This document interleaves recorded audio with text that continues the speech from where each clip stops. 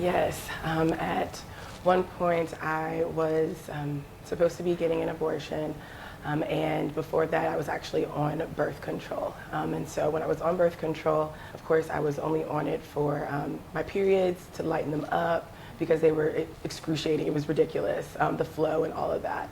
And so what we ended up doing was taking, I believe it was low estrogen at that point, and when I was taking it, it was giving me mini stroke, and so my arm would go numb, my vision would go blurry, I would have migraines, and sometimes I would have to pull over because I just could not see to drive. And so when that did happen, I found out that it might be something called TIA, which are pretty much strokes that you have.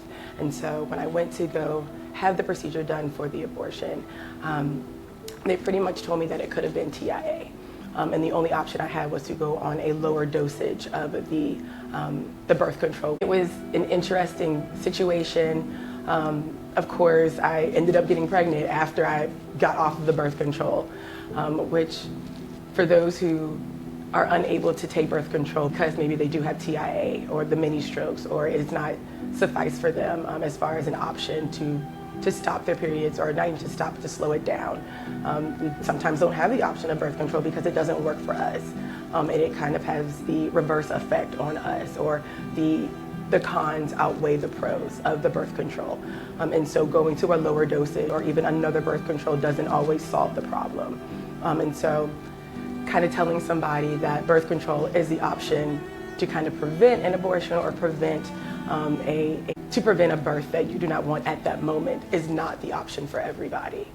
So we all have different stories, we all have different bodies, we all make our own decisions for our bodies, and that was the decision I made, which was to get off of the birth control because it was not healthy for me and did not prove to be a positive effect on me at all.